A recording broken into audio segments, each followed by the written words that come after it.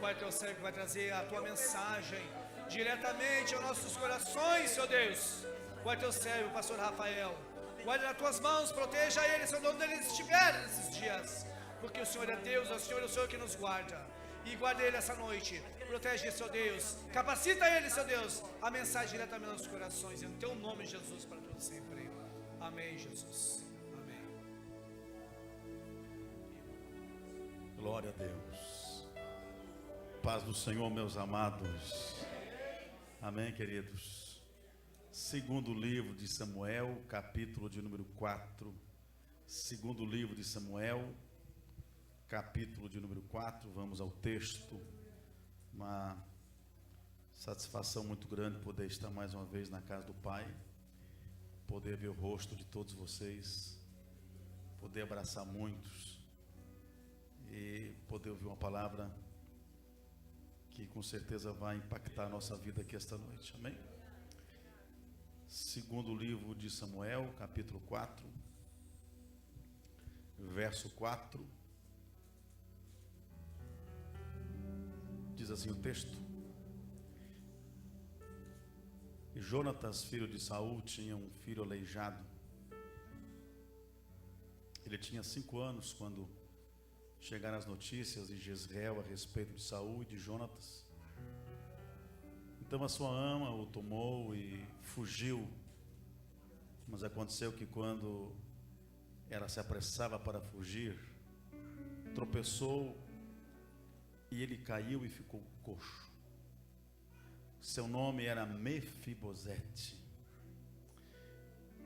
Vamos para frente um pouquinho, no capítulo de número 5, verso 8. 5, verso 8.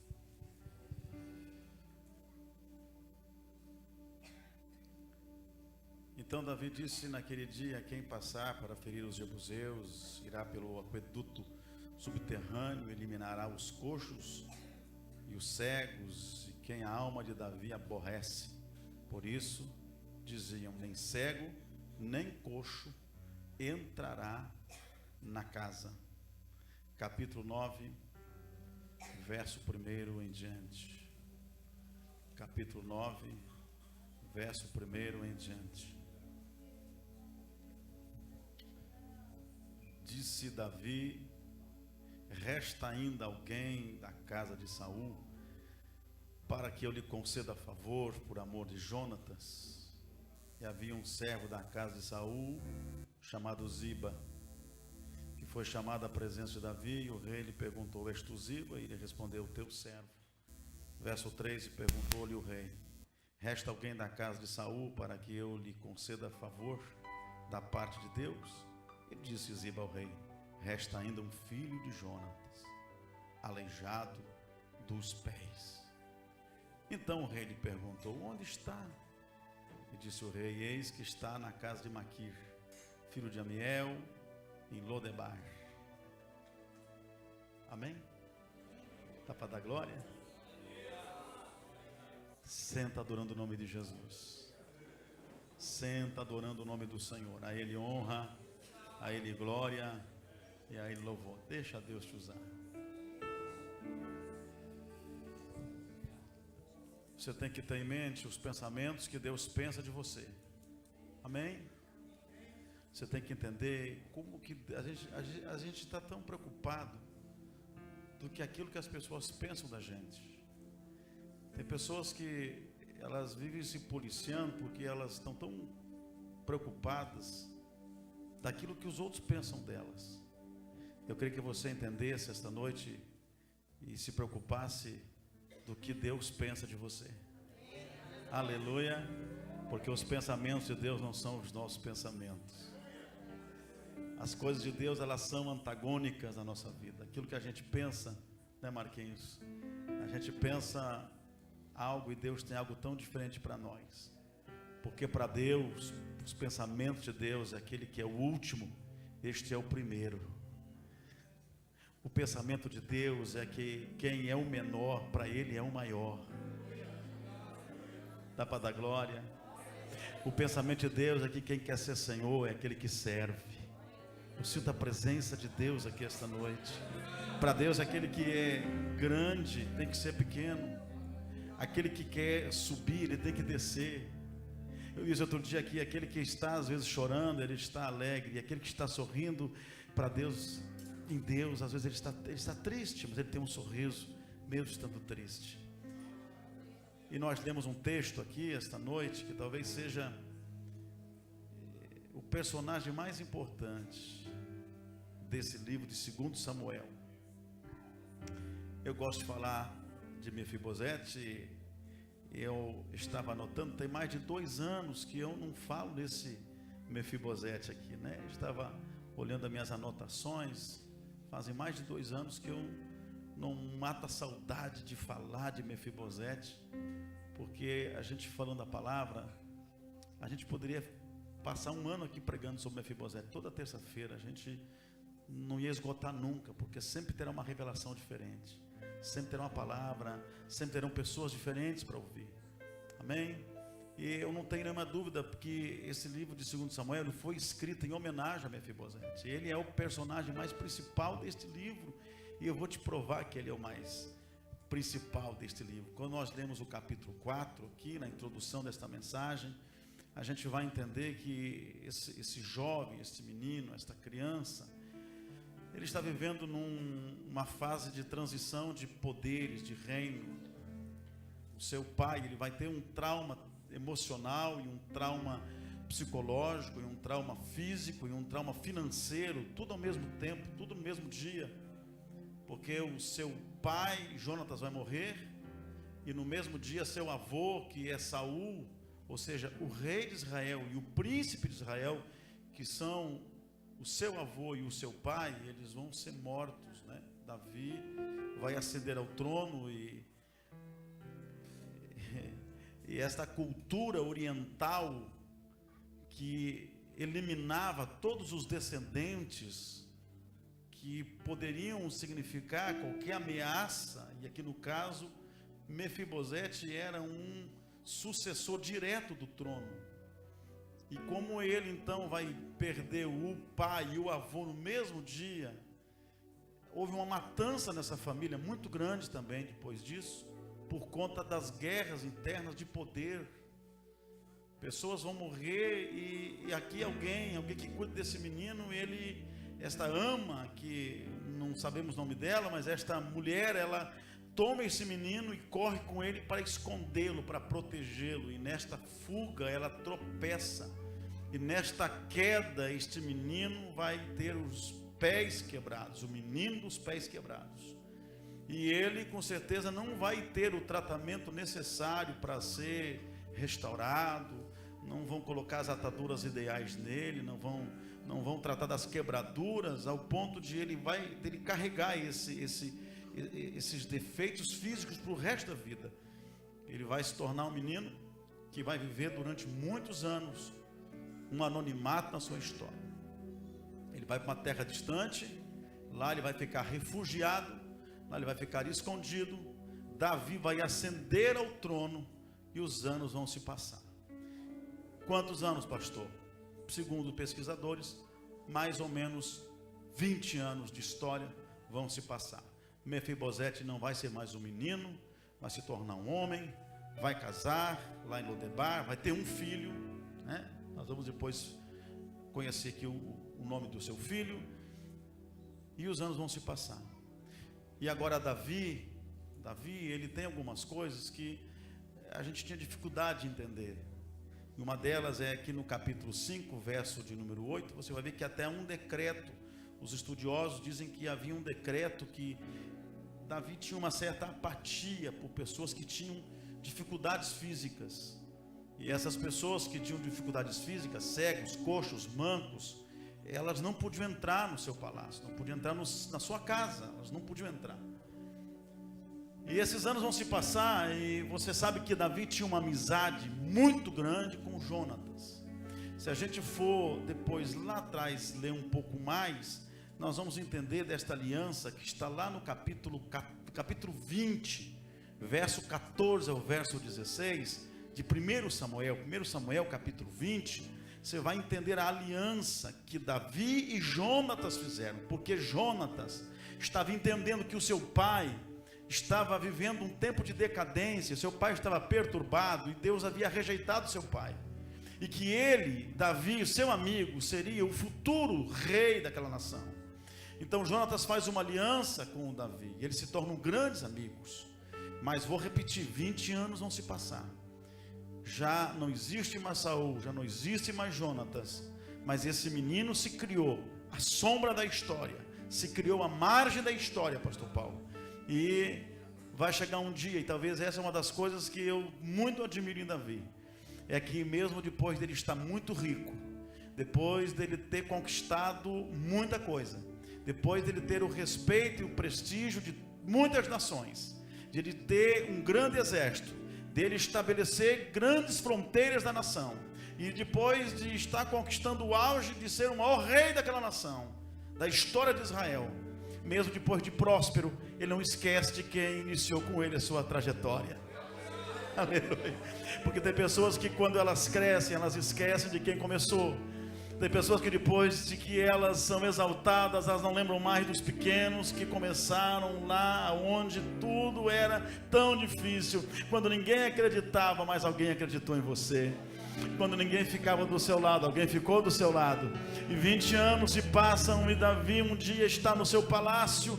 Ele pergunta: será que existe alguém ainda da casa de Saul? Resta alguém ainda com quem eu possa conceder favor, para quem eu possa usar de misericórdia, por quem eu possa manifestar o meu amor, que a minha aliança, porque eu tenho uma aliança. Eu quero saber de alguém da família de Saul, não para me vingar, mas para honrar. E o capítulo 9 vai ser a maior ilustração da graça no Antigo Testamento.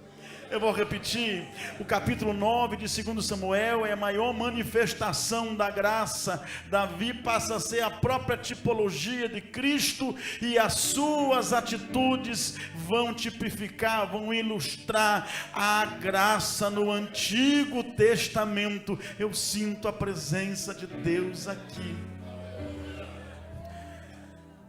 E quando Davi faz essa pergunta, será que existe alguém? Vai se levantar um servo de Saul ainda. O texto é claro em dizer que ele é servo de Saul. Ele vai se levantar, o seu nome chama-se Ziba, e Ziba no verso 3, olha para mim aqui, Ziba no verso 3 do capítulo 9, sabendo que há um decreto que os aleijados não entram na presença de Davi, ele vai dizer: ainda existe um sobrevivente na terra seca, na terra do anonimato, escondido há mais de 20 anos, existe alguém que está, o seu nome chama-se Mefibosete, mas ele é aleijado de ambos os pés. É como se Ziba, alguém interpreta mal, como se ele estivesse sendo preconceituoso dizendo isso, mas não é que ele estava sendo preconceituoso. Ele estava lembrando de que há um decreto de que essas pessoas não podem entrar na casa do rei. Mas quando Davi toma conhecimento de que Mefibosete está vivo, ele diz assim: não importa onde ele está, rasga o decreto, abre as portas do palácio e chama Mefibosete. Não importa onde você está, ele manda te buscar. Não importa onde você está, ele lembra de você. Não importa se tem decretos, se for para abrir a porta da graça sobre a sua vida, ele vai quebrar protocolos, ele vai mudar decretos, ele vai rasgar termos, mas a graça vai se manifestar na sua vida.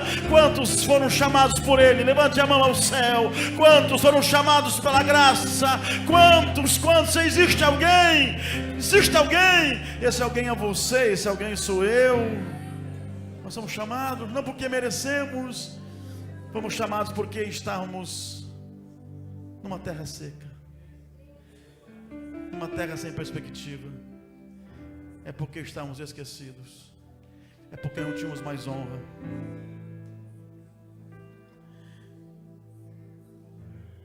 é porque fugimos para não morrer. E Davi vai dizer assim: traga este homem até a minha casa. Traga ele. Onde ele está? Está em Lodebar, na casa de Maquir. E aí, queridos, eu fico imaginando o verso 5 acontecendo lá na pequena localidade de Lodebar, quando uma alta comitiva real começa a entrar na terra empoeirada, na terra seca, na terra sem pasto, e alguém bate na porta de Mefibosete, e as pessoas ficam pensando: o que está acontecendo? Será que vão de fato eliminar um dos últimos descendentes do trono de Saul? Mas a verdade é que aqueles mensageiros diziam: nós viemos te buscar, você foi achado. Quantos achados tem aqui esta noite? Quantos achados? Hoje é o culto de gratidão a Deus. Só quem foi achado dá um brado. Só quem foi achado glorifica. Só quem é achado tem gratidão. Só quem é achado adora. Só quem é achado, ele não esquece desse momento em que ele foi encontrado na terra seca. Aleluia. Prepara o seu coração. Você vai hoje transbordar aqui pela palavra. Pode ter certeza que eu estou lhe dizendo. Pode ter certeza que eu estou lhe dizendo. Eu passei um dia muito aflito hoje. Eu tive que sair viajando de manhã, tive que atender um velório de manhã. Depois eu tive que viajar para a torre, cheguei tarde. Jesus, hoje só a tua misericórdia. E Deus ministrou tão forte essa palavra no meu coração. Quando Davi abre as portas do palácio, quebrando esse protocolo para poder abençoar o aleijadinho dos 2 pés, Mefibosete, quando esta graça agora vai começar a se tornar real, o Espírito Santo é maravilhoso, né? Porque eu estou aqui pregando e ele acabou de me falar algo muito lindo aqui. Levante a mão comigo ao céu. Está na hora de sair da terra seca. Não, você não ouviu, não entendeu. Está na hora de sair da terra seca. Está na hora de sair da terra do esquecimento. Está na hora de sair da terra seca. Agora acorda esse irmão do lado, diga para ele: está na hora de sair da terra seca. O rei lembrou de você, o rei não se esqueceu de ti. O rei não se esqueceu de ti. O rei manda. Você que vive escondido, derrotado, chegou a hora de sair da terra seca.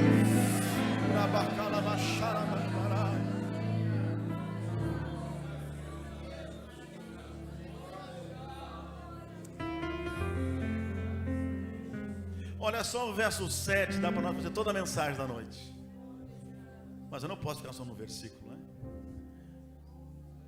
Porque só o versículo 7 é uma sobrecarga de graça que transcende o nosso entendimento, que ultrapassa nossa capacidade de entender a profundidade, a graça, o amor, a misericórdia de Deus.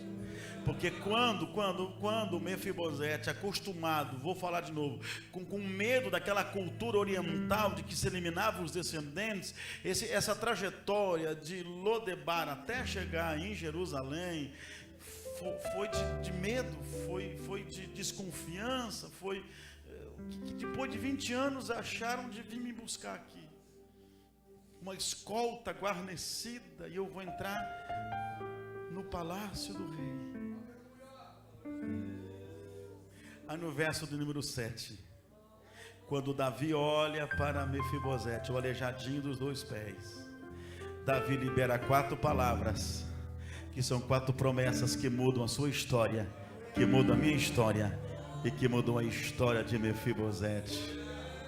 A primeira palavra do verso 7, que é essa manifestação da graça do Antigo Testamento, ele diz assim: não temas, porque a manifestação da graça arranca nossos medos, porque a graça trata com nossos temores, porque a graça tira todos os nossos temores, porque a graça nos torna audaciosos, a graça nos torna corajosos, a graça nos torna alguém apto a entrar na presença dele. E o Senhor disse: não temas, não temas, não temas. Eu tenho que profetizar para você aqui esta noite: não temas, não temas aquele diagnóstico médico. Deus está no controle da sua história.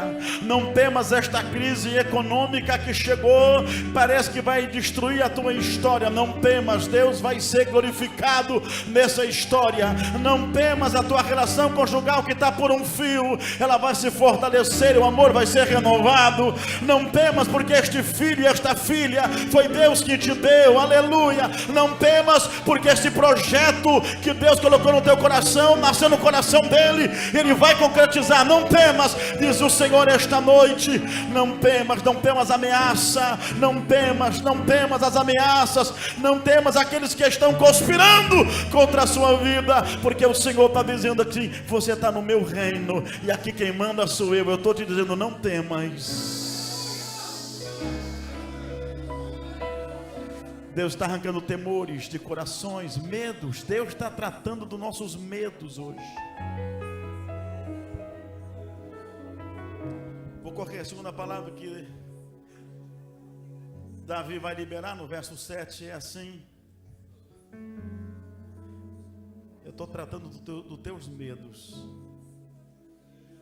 mas eu preciso te dizer algo mais. Eu resolvi te chamar, abrir a porta do meu reino, para te dizer algo. Eu usarei de bondade para com a tua vida. Quantos são frutos da bondade de Deus aqui? Olha só, aleluia, a glória, a bondade e a misericórdia. A bondade, meus irmãos, aqui é dizer assim: você não merecia, mas eu estou te dando. Na misericórdia, aleluia. A graça e a misericórdia andam juntas, irmãos. Olha para mim aqui. A graça a gente recebe o que não merece, você entendeu? Na graça a gente recebe o que não merece, e na misericórdia a gente deixa de receber o que merecia, aleluia. Então o Senhor está dizendo assim: melhor um retorno aqui, porque Deus está dizendo assim, ó, um pouquinho de retorno mais aqui, Pai. Olha aqui para mim. Deus está dizendo assim para você: ninguém tem nada a ver com a bondade que eu tenho contigo. Eu estou te abençoando. Que você é amigo do pastor? Não, é a bondade de Deus. Você tem algum conchavo com a convenção? Não, é a bondade de Deus. Você prega desse jeito, você é um baita de um teólogo? Não, é a bondade de Deus. Você está desempregado, mas você está aí abençoado, é a bondade de Deus. É aquele tumor, parece que você ia morrer, mas eu não morri, é a bondade de Deus. É aquele acidente, o carro ficou destruído e você está aí, foi a bondade dele que me alcançou. Mais uma vez, quantos são alvos da bondade de Deus? Vai, o céu vai ser glorificado na sua vida, é a bondade dele. Glorifique a ele pela bondade dele. E Davi vai dizer mais, olha, tem mais uma coisa que eu preciso te dizer, no verso 7. Eu restituirei todas as propriedades que eram de teu avô Saul. A graça tira nossos medos, dá para dar glória. A graça nos dá aquilo que nós não merecemos, a bondade de Deus, dá para adorar o Senhor. Mas a graça também é um tempo de restituição para a nossa vida. Não, vamos fazer melhor. Vamos fazer melhor. O moço está vivendo na terra seca, 20 anos no anonimato, aleijado, esquecido.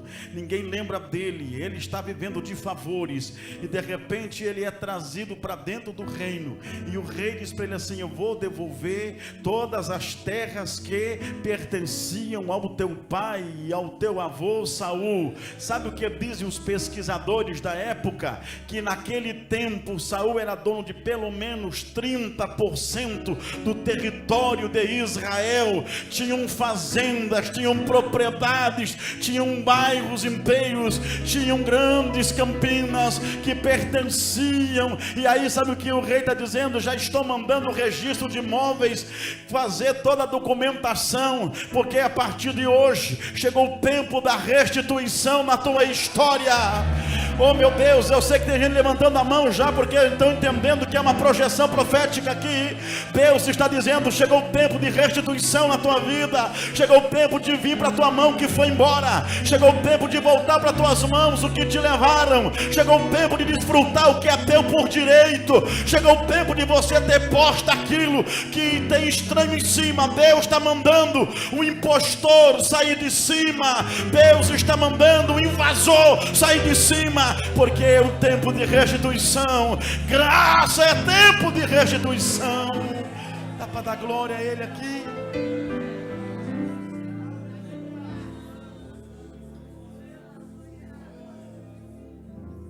Aí Davi vai dizer assim: eu não quero só tratar com os teus medos. Olha para mim aqui. Eu não quero tratar só com os teus medos. Eu não quero que você entenda que eu estou te dando algo que você não merece. Eu não quero que você só entenda que chegou um tempo de restituição para a tua casa.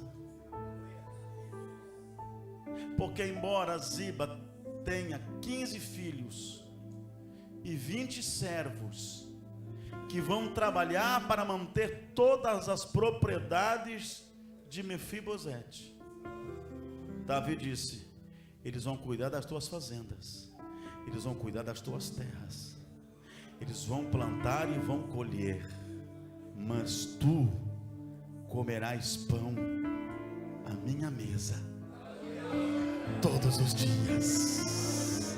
Tu comerás pão à mesa comigo todos os dias. Aleluia.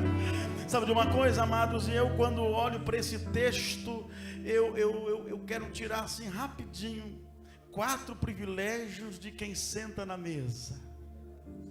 Vocês estão aí? Vamos sentar na mesa com Mefibosete hoje? Porque nós já estamos assentados nas regiões celestes com Cristo. E Davi está dizendo: você vai sentar comigo à mesa todos os dias. Primeiro privilégio de quem senta na mesa: honra. Dá para dar glória? Você é honrado.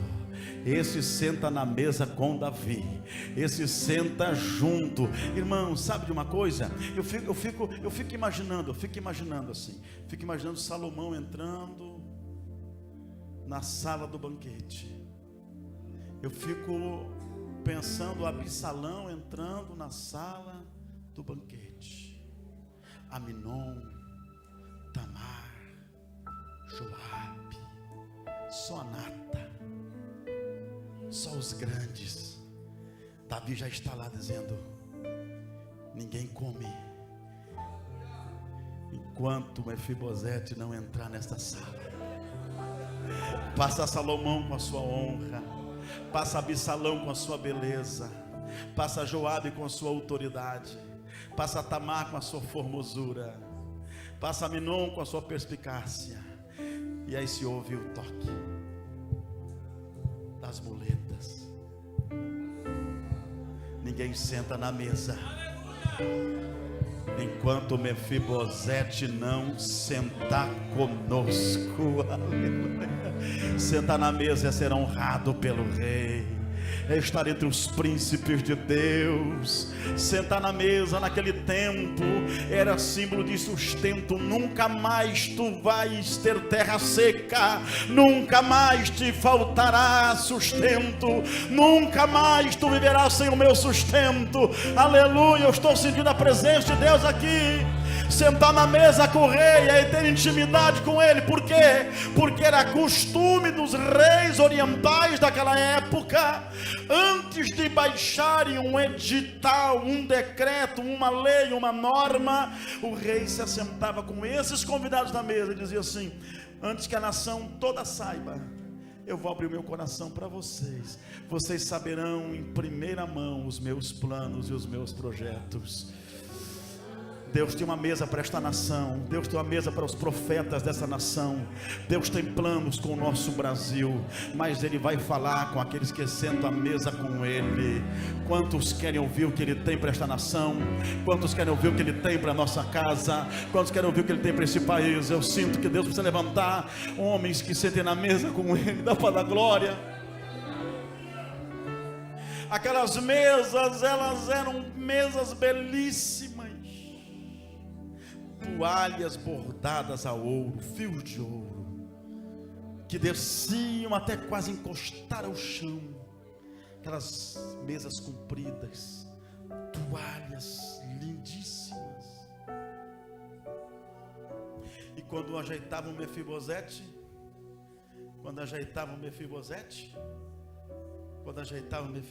que ele ajeitava, vai ficar em pé agora.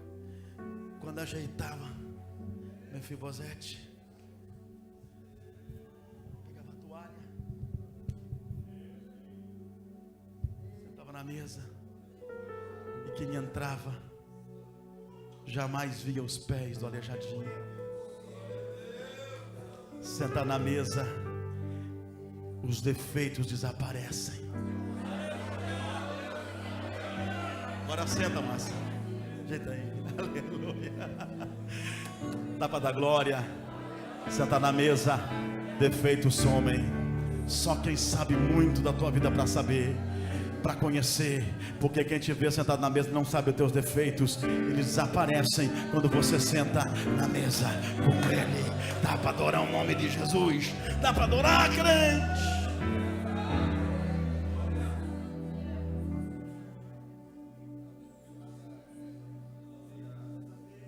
Eu tenho muita coisa de Mefibosete aqui, não dá para falar tudo.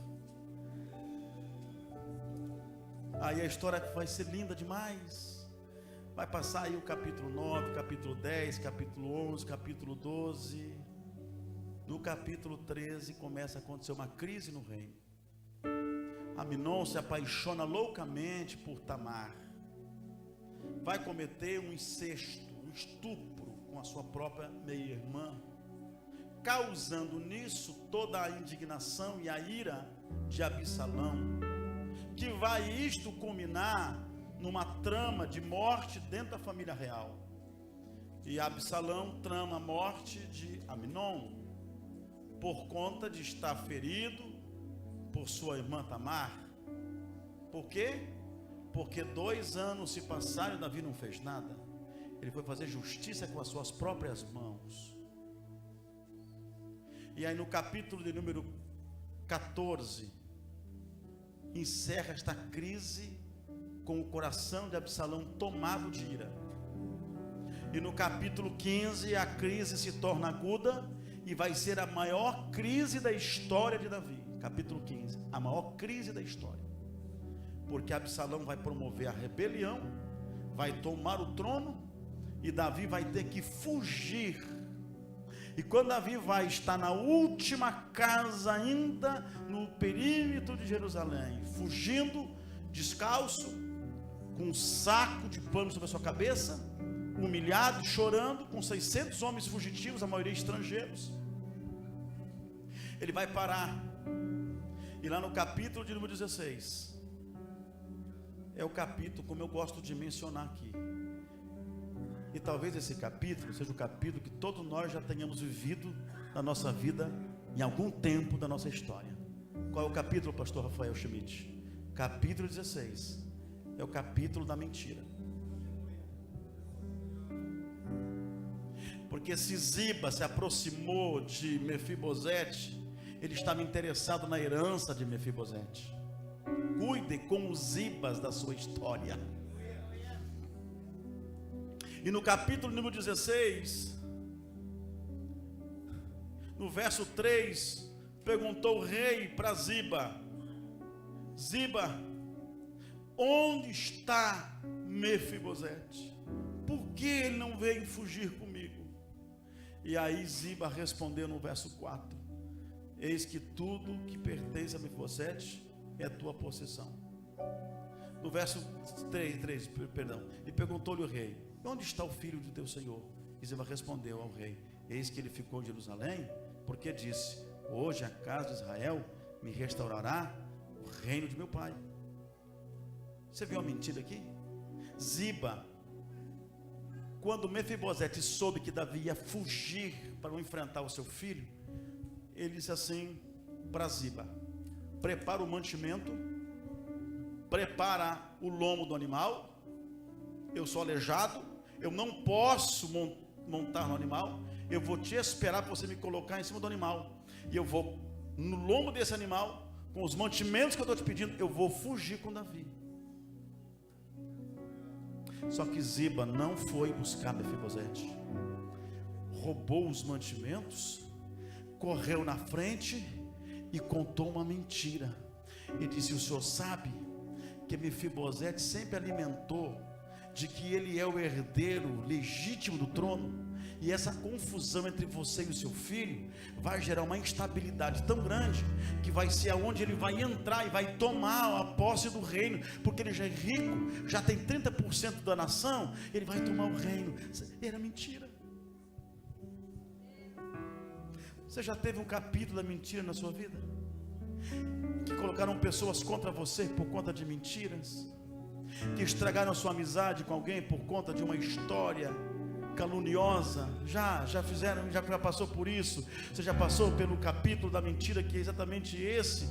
Porque alguém vai querer o que é seu, alguém vai querer estar ao seu lado, mas vai de fato querer a herança que é sua, então ele vai fazer de tudo para lhe prejudicar, ele vai contar mentiras a seu respeito.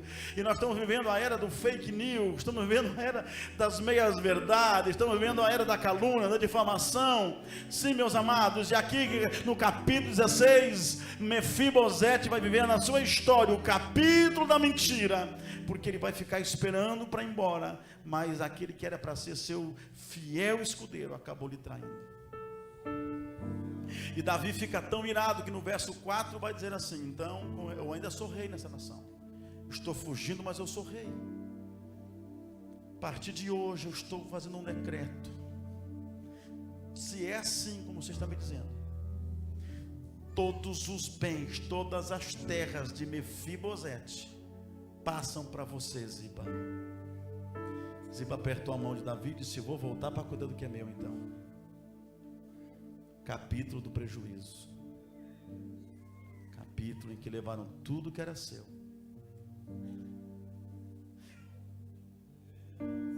Vai passar o tempo. Vai passar o capítulo 16, vai passar o capítulo 17, vai passar o capítulo 18. Vou correr. Vai chegar o capítulo 19. O 19. O capítulo da verdade. Não, levanta a mão, deixa eu profetizar, vai. Deixa eu profetizar. Você que está vivendo o capítulo dos prejuízos na sua história, você que está vivendo o capítulo da calúnia contra você, eu estou profetizando: chegou o tempo do capítulo da verdade ser escrito na sua vida. Não, mais forte, está na hora do capítulo da verdade ser escrito na sua história. Aleluia, aleluia, da glória, crente, da glória, da glória, da glória.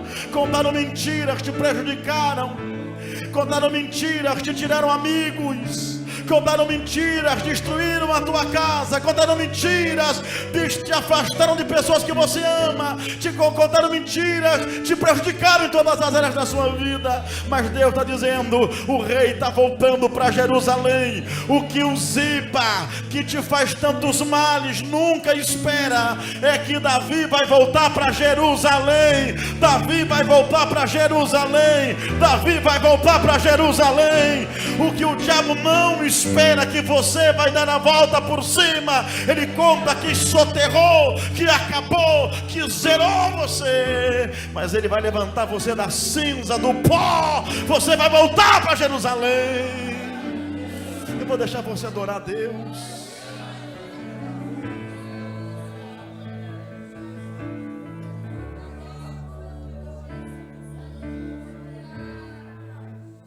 A verdade vai prevalecer.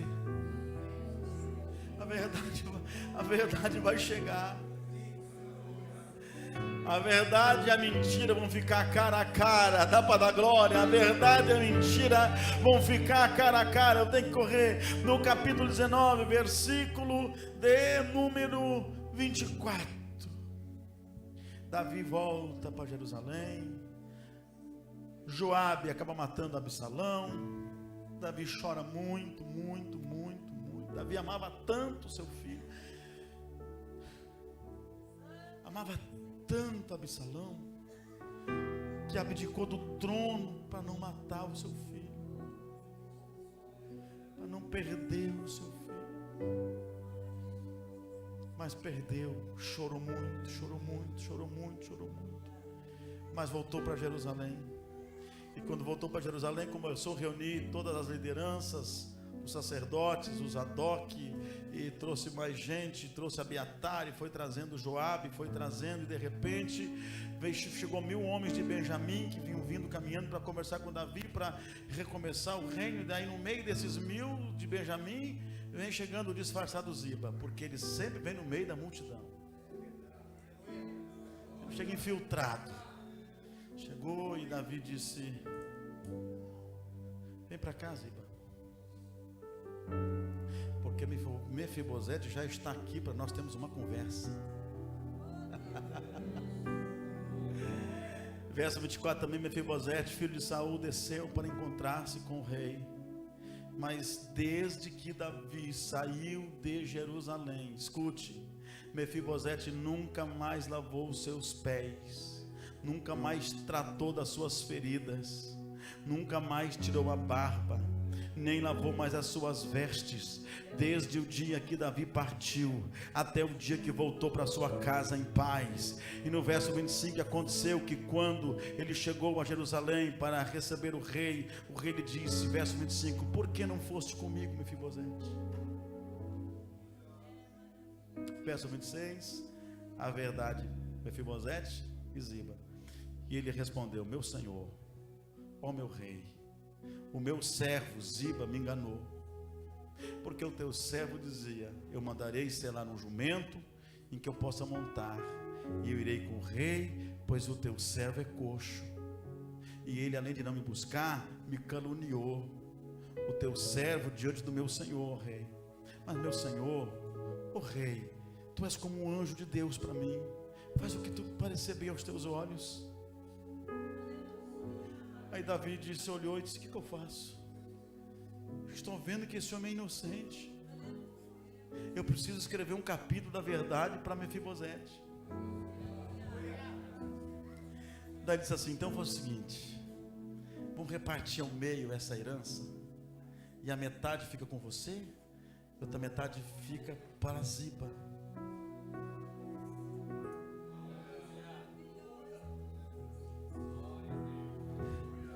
Sabe o que disse Mefibosete, Samuel? O Maciel, Samuel está lá. Sabe o que ele disse? Não quero nada. Como é que é? Não me interessa mais nada disso. Não quero mais fazenda. Não quero mais as campinas. Não quero mais as terras. Não quero mais as ovelhas. Não quero mais o gado. Não quero mais as casas. Eu não quero mais os camelos. Mas o que você quer, Mefibosete? Eu só quero voltar para a mesa, para sentar com o meu rei, porque quem tem a mesa tem tudo. Dá glória a Deus, crente. Eu só quero a mesa, porque quem tem mesa tem graça, porque quem tem a mesa tem tudo. Eu não quero mais nada. Adoro o nome de Jesus. Ele disse: eu tenho tudo. Se eu tiver a face do rei, eu tenho pão, eu tenho honra, meus defeitos desaparecem. Eu conheço o coração do rei, ele me sustenta. Ele disse: Ziba, pode ficar com tudo isso.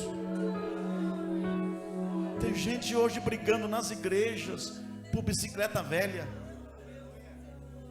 gente brigando por uma lata velha que nem documento às vezes tem, gente brigando por escala, brigando por oportunidade, brigando por umas moedas, brigando às vezes por uma coisa que não tem valor nenhum. Não tem mais mesa faz tempo, não tem mais graça faz tempo. Eu estou encerrando, gente, mas esta noite tem mesa preparada para você aqui. Dá para dar glória? Eu vou encerrar, pastor, mas encerra assim essa história? É assim, restaurado, voltou para o palácio, voltou para a mesa, tirou a sua barba, tomou o seu banho, trocou suas vestes, trocou suas ataduras, curou suas feridas, voltou para a mesa, se alimentou, está vendo o rosto do rei todo dia. Tá bom assim? Tá ótimo. Melhor só o céu. Só que não acaba aqui a história. Nós já vamos encerrar, tá bom? Passa o capítulo 20. E lá no capítulo número 21, começa a acontecer algo terrível. Capítulo 21 de 2 Samuel. E houve fome nos dias de Davi. Quanto tempo, pastor? 3 anos consecutivos. E Davi temeu, porque 3 anos de prova, 3 anos de seca, 3 anos de fome. E Davi foi buscar a Deus, e Deus falou com ele e disse assim: é por causa do sangue que está sobre Saul e sobre a sua casa. Por quê? Porque ele matou os gibeonitas, quebrou a aliança com eles. Pastor, não entendi. Vocês lembram dos gibeonitas? Lembra quando Josué, 300 anos antes disso, 300 anos antes, quando Josué está entrando na terra prometida, e os gibeonitas, temendo o poder daquele povo e o Deus daquele povo, eles tramaram um golpe e disseram assim: ó, vamos se vestir de roupa velha, vamos pegar pão embolorado, pão seco, vamos colocar nesses sacos e vamos lá se fazer de coitadinho de vítima, para ele não nos matar. E daí, quando eles foram lá, coitadinho, Josué ficou com pena, coitadinho desses gibeonitas. Ele disse: faz uma aliança com nós, não mata a gente é tão pobre. Aí Josué fez uma aliança com eles. Depois Josué descobriu que eles não eram aquilo ali. E aí disse: então vocês vão ser carregador de lenha, cortador de lenha e carregador de água para o templo. Mas não vou falar sobre isso, isso é outro mistério. Só que Deus leva a sério as alianças que o homem de Deus faz. A gente não é fruto de aliança. Quando você aceitou Jesus, você fez uma aliança, não fez? Quando você se batizou nas águas, fez uma aliança. Quando você casou, fez uma aliança. Quando você ascendeu o ministério, você fez uma aliança. A gente vive de alianças. Eu vou encerrar. Aí Deus disse: Davi, você tem que ir lá, porque Saul mandou matar todos os gibeonitas, e eu tenho uma aliança com eles, que não pode matar eles. E Saul mandou exterminar, e praticamente eliminou esse povo, sobrou só uma gleba desse povo. Aí sabe o que Davi fez? Correu para os gibeonitas. Pastor, se eu sou da história do Mefibosete, segura a onda aí. Ele chegou lá e disse assim: Deus falou comigo que estamos vivendo 3 anos de crise nesse país por causa de uma aliança quebrada com vocês. Vocês querem ouro? Vocês querem prata? Vocês querem terras? O que vocês querem para a gente refazer essa aliança? Eles disseram: não queremos ouro, nem prata, nem terra, nem animais. Então o que vocês querem? Nós queremos 7 descendentes de Saul para enforcar em praça pública.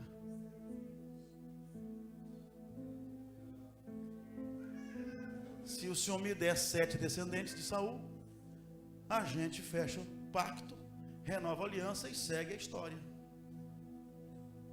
Davi apertou a mão deles: está feito o negócio. Vamos fazer a conta? Mefibosete está junto. Ele é descendente direto de Saul. E aí Davi disse assim: tranquiliza o teu coração, meu filho. Eu vou fazer de tudo para você não morrer nessa aliança que eu fiz com eles. Meu Deus. Versículo 6 do capítulo 21. Que nos sejam dados 7 homens dentre os seus filhos, e nós os enforcaremos diante do Senhor Jeová em Gibeá de Saul. Agora eu vou orar de verdade. E o rei se compadeceu de Mefibosete e disse: não posso deixar morrer Mefibosete. Você viu como ele é perseguido? Agora ia morrer, forcado em praça pública. E Davi disse: vamos fazer um negócio. Vamos percorrer toda a nação para ver se a gente acha algum descendente para botar no seu lugar. Para botar no seu lugar. Aleluia. Pastor, tem outro? Tem, meu irmão, tem.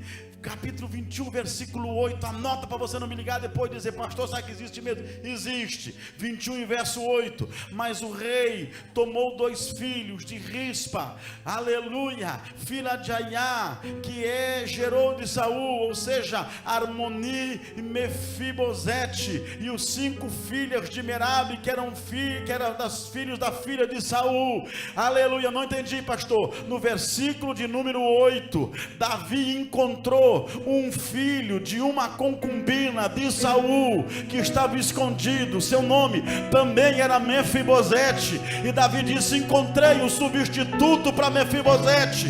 Não entendi ainda, pastor. Eu vou pegar alguém que é são para trocar por um aleijado. Eu vou botar alguém que não tem nenhum defeito para morrer no lugar de um defeituoso. Quantos eram? 7, apontando para o sacrifício perfeito de Jesus Cristo. Fica de pé comigo esta noite. Eu disse que é o livro da graça. Por que graça, pastor? Porque Mefibosete está debaixo da forca. O aleijadinho está aqui tudo torto, com as muletas, olhando para cima.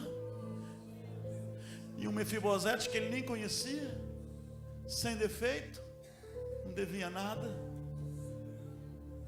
E Davi dizendo, vem embora, rapaz, só um pouquinho, Davi, deixa eu entender tudo isso aqui. Eu sofri tanto na minha vida, mas alguém morreu no meu lugar. Morreu um sem defeito no lugar do defeituoso. Graça é substituição. Alguém morreu no seu lugar. Alguém morreu no seu lugar. Isto merece adoração, isto merece glória. Eu quero orar por você aqui esta noite, porque a graça de Deus vai tirar os teus medos. A graça de Deus vai manifestar o favor não merecido, a bondade dele. A graça dele vai restituir o que você perdeu. A graça dele vai fazer você sentar na mesa com ele. A graça vai fazer que você entenda que alguém morreu no seu lugar. Venham aqui à frente quantos precisam de uma oração em seu favor. Pessoas que estão doentes, pessoas que estão enfermas, pessoas que estão oprimidas, deprimidas, pessoas que estão angustiadas, pessoas que não dormem à noite, pessoas que estão com alguma enfermidade, pessoas que estão tristes, pessoas que estão desiludidas, pessoas desempregadas. Aqui é o lugar da bênção. Eu não sei quem pode cantar. Gelson, canta lá, Gelson. Então canta lá, meu filho.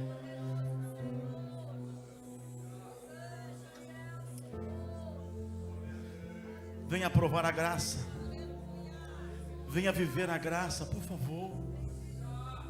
Para com esses mimimi. Vem viver a graça. Para de viver esta vida tão rasa, tão hipócrita. Para de viver esta vida tão distante, esta vida tão vazia. Para de viver esta vida que você não sente nada. Vem viver uma vida com Deus. Eu quero pedir que os pastores, nossos obreiros aqui agora, vocês busquem graça de Deus, porque eu creio que quando vocês impõem as mãos sobre este povo, Jesus vai batizar no Espírito Santo. Quando vocês orarem por este povo, Jesus vai curar os enfermos aqui esta noite. Quando vocês orarem aqui esta noite, Jesus vai encher corações do Espírito Santo. Quando vocês imporem as mãos, esse espírito de tristeza vai ter que ir embora e dar lugar ao espírito de graça, de alegria. Quando esses homens orarem, o Senhor vai entrar no teu casamento para fazer uma obra. Eu estou pregando para quem hoje ainda está vivendo o capítulo da mentira que fizeram contra a sua história. Mas hoje eu sou profeta de Deus em cima deste altar. Eu estou profetizando. Um capítulo da verdade está sendo reescrito na tua história esta noite. Quantos mais precisam, quantos mais querem, quantos mais vieram aqui para receber uma oração. Eu vou orar por você agora. Quero pedir que nossos pastores desçam ali agora para orar por este povo, para orar por este povo. Eu sinto a presença do Senhor aqui esta noite. Aleluia, eu sinto a glória de Deus. Ele mandou te buscar, você não merecia, Ele mandou te buscar. Você não merecia, Ele mandou te buscar. Quantos foram buscados por Ele, achados por Ele? Adora o nome de Jesus. Adora o nome de Jesus. Oh meu Pai, Nós te adoramos aqui esta noite, Senhor. Nós glorificamos o teu nome aqui esta noite. Nós adoramos o teu nome, Senhor, pois tu és santo, verdadeiro, eterno e poderoso. E aqui nós estamos orando por este povo, papai. Tu és aquele que restaura, tu és aquele que devolve, tu és aquele que sara, tu és aquele que cura, tu és aquele, Senhor, que nos prepara uma mesa. Dá uma mesa para este povo, Senhor. Dá uma mesa para este povo, Senhor. Dá uma mesa para este povo. Dá uma mesa para este povo esta noite. Em nome de Jesus, a execução. Em nome de Jesus Cristo, eu oro pela tua família. Eu oro pela tua história. O capítulo da verdade está sendo escrito na tua vida a partir desta noite. Assim te diz o Senhor. Oh Espírito Santo, um tempo de restituição está chegando para a tua história. Um tempo de voltar o que foi embora. Um tempo de o capítulo da mentira ser rasgado e o capítulo da verdade ser escrito na tua história. Assim diz o Senhor. É um tempo de restituição. Ele te chamou da terra seca, Ele te tirou do deserto. Receba o Espírito dele agora. Receba a presença dele. Receba a presença dele. Receba a presença dele. Receba o Espírito Santo. Receba agora em nome de Jesus. Em nome de Jesus.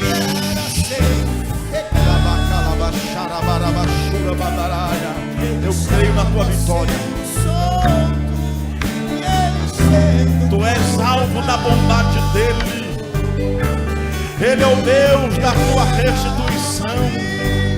Ele é o Deus que preparou uma mesa para você. Ele é o Senhor que te revela os seus mistérios. Pode adorar, porque os teus defeitos estão desaparecendo na mesa. A vitória do teu filho vai tocando, vai renovando, vai restaurando, vai enchendo o teu espírito, Senhor, esta noite. Abençoa este homem, abençoa a sua casa, abençoa a sua família, abençoa, Senhor Deus, a sua vida. Eu estou orando agora. Toda ferramenta forjada contra ti não prosperará. O Senhor te alcança esta noite. O Senhor estende a sua mão sobre a sua vida esta noite. Oh Espírito Santo, agora Deus crente. Eu sou teu filho, Senhor. Dá vitória para ele, papai. Tu conheces o coração dele.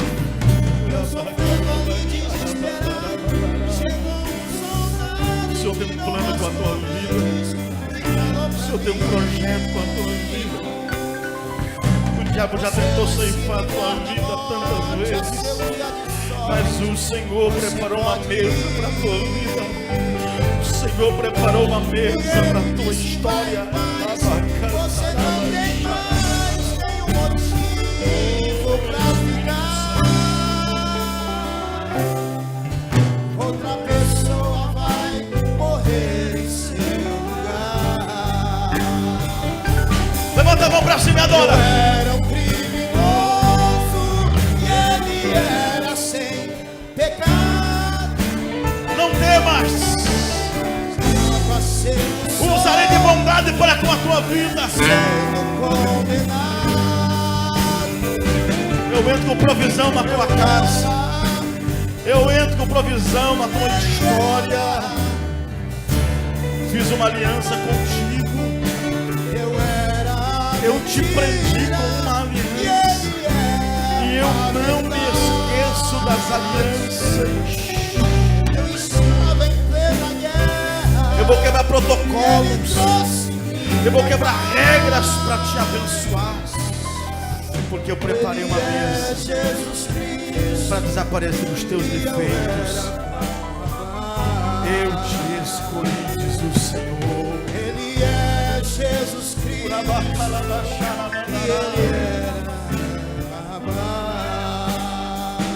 um abraço na pessoa do seu lado, dá um abraço. Diga assim: Ele nos chamou, Ele nos chamou, Ele nos chamou, Ele nos tirou de Lodebar, Ele se lembrou de nós, Ele nos tirou da terra seca. Oh Espírito de Deus, Ele nos chamou, Ele nos chamou, Ele nos escolheu. É hora de sair da terra seca. É hora de sentar na mesa com o Rei. Quantos podem adorar o Senhor comigo? Está uma glória tremenda aqui. Há uma áurea de Deus aqui. Receba saúde esta noite. Receba libertação esta noite. Receba a tua vitória esta noite. Vamos encerrar, meus amados. Amanhã, quarta-feira, às 20 horas, nós vamos ter uma reunião aqui para todos que quiserem, de forma voluntária, espontânea, fazer parte da nossa equipe de trabalho. Porque dias 24 e 25 de novembro nós vamos ter a nossa grande convenção aqui. São mais de 60 igrejas que virão para cá representadas através dos seus pastores, das suas caravanas, suas excursões. O pastor de São Paulo vai estar aqui, o pastor Rezende vai estar aqui ministrando. Então eu quero que a igreja esteja em oração, já comece a fazer jejum, oração por esse evento, por esta grande campanha que é o nosso Congresso Geral de Obreiros, nossa convenção aqui em Novo Hamburgo. E amanhã então nós vamos fazer as distribuições de tarefas e eu conto com todos vocês aqui. Senhor, irmãos, estava brigando ali na minha cadeira ali, desde a hora que eu vim orar, e na minha oração pedi para que Deus lhe guardasse onde o Senhor estivesse, e ele manda dizer para o irmão que ele tem estado contigo, estado com o Senhor aonde o Senhor tem andado, ele tem lhe protegido, ele tem lhe livrado da morte, tem lhe livrado do acidente, aonde o Senhor está, ele está sempre junto com o irmão, presente junto com o irmão. Amalamasu, Rahamaya, Lala, Sumahamasu, Kandalahama, Shuresei, Malamala, Sumakandalamai. Eu gostaria que a igreja levantasse suas mãos, vamos orar pelo pastor, que Deus continue guardando, protegendo ele, para onde ele anda, ele está sempre deslocando de um lugar para outro, e Deus tem protegido, tem olhado para ele. Todo esse momento onde ele está, Deus tem guiado, tem protegido ele da morte. Deus livrou ele da morte várias vezes. Suri Kandahamai, Azumalamai, Ramalama, Sumahama. Pastor Luiz, passa, ora para nós aqui, ora para o pastor. Ramala, Sur Kandalamai, Amala, Ri Ramai, Ashumahamai, Sumakandalamama, Sumamai, Amasu. Alama suri kandala hamala suri kandala mai. Heshurima yasu. Shara kandala hama shuri malama su mama yasu malai. Hama suri kandala mahamala mai yasuri kandala mai amai. Suri kandala mahamala ma suri malai. Suri mandamala, suri kandalamai. Ala ha ha. Ei suri kandalama, sumalama. Ei ramalamai, suri kandalamai, ramalamai. Ramalama. Senhor Deus, fica conosco, meu Deus. Sumalalama, eu não ia ficar bem se não tivesse passado, pode ser certeza. Aleluia, aleluia. A gente vive na estrada, né? Hoje eu fui a Torres, voltei rapidinho. Quinta-feira vamos estar ministrando em Juí. Sexta-feira em São Luís Gonzaga. Sábado em Augusto Pestana. Depois retorno para uma vigília em Juí, pregar uma vigília ainda. E aí termina a vigília, embarco no carro e viemos para estar aqui domingo, os irmãos, né? Dia 6 nós temos uma longa viagem, né? Então peço oração aos irmãos. Eu disse hoje assim, coisa boa, só vou viajar para Israel. E eu disse, eu amo Israel, eu amo viajar, mas só Deus sabe como meu coração fica apertado, né? Porque eu sei que sempre tem uma ovelhinha aqui e outra lá que precisa de uma visita, precisa de um conselho, de uma oração, precisa de um pastor estar ali no gabinete. Vocês veem que quando eu subo aqui 8h20, 8h25, às vezes é porque eu estou lá atendendo as pessoas. Aí eu sei que eu vou ficar do dia 6 ao dia 19, né? Fora. 12 dias, né? Aí já só chegamos aqui, já é convenção, né? Mas aí nós temos como eu vou para o exterior, né? Aí o vice-presidente da convenção assume a convenção. Vai ser o presidente aqui 12 dias, né? 12, 13 dias é tudo com ele aqui, Marcel, daí, viu? É o presidente. Aí eu estou longe de você. Aí você pode cantar o Livre Estou aí. Tá bom? O Rodrigo Kowalski, oração por Cristiane do Amaral. Vamos estar orando então. Então amanhã à noite é isso, né? Uma reunião aqui às 8 horas. Uma reunião muito objetiva, com todas as tarefas já previamente estabelecidas aqui, as equipes de trabalho. Venham todos que puder, tá bom? Traz um chimarrãozinho, vem para cá, vamos estar juntos aqui, tá bom? E quinta-feira, o grande culto de libertação aqui. Sebastião Teres prega aqui na quinta-feira. Amanhã à tarde, círculo de oração aqui às 15 horas. E sábado à tarde, culto de evangelização da família. E sábado à noite, culto da mocidade. E domingo, culto de missões aqui. Culto de missões, domingo aqui. Nós temos muitos missionários aí. Nós vamos na quinta-feira. Tem um grupo de irmãs aí que vão para Brasília num evento, num congresso aí, né? Então nós vamos fazer uma oração depois para elas também. Quem mais pediu para falar?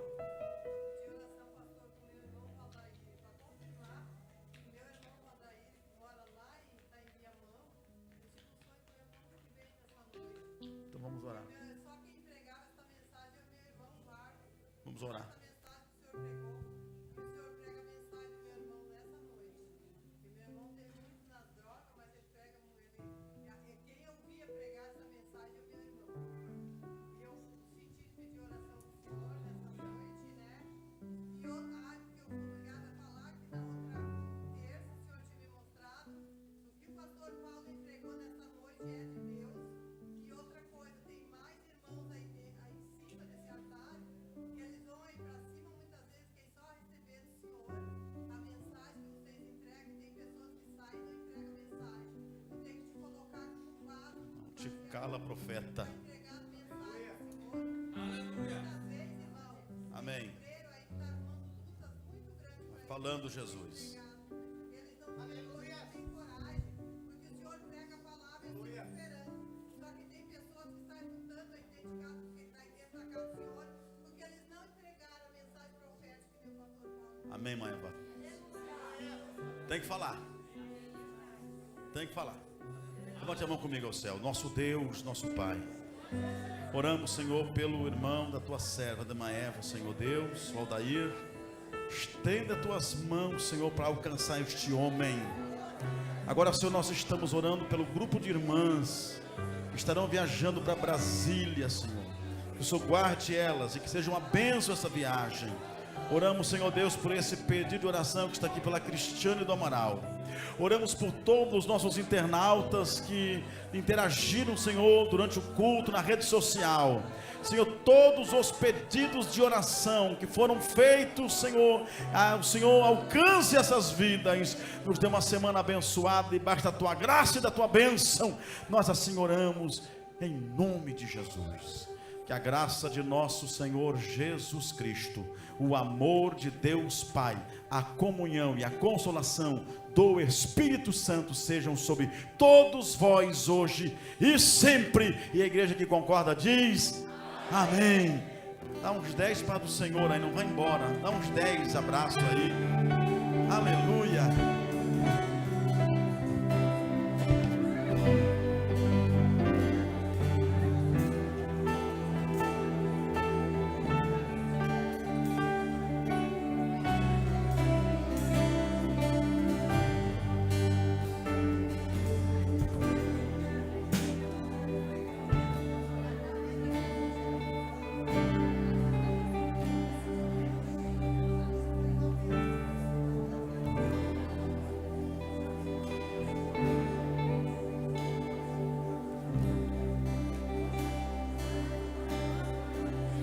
Isso.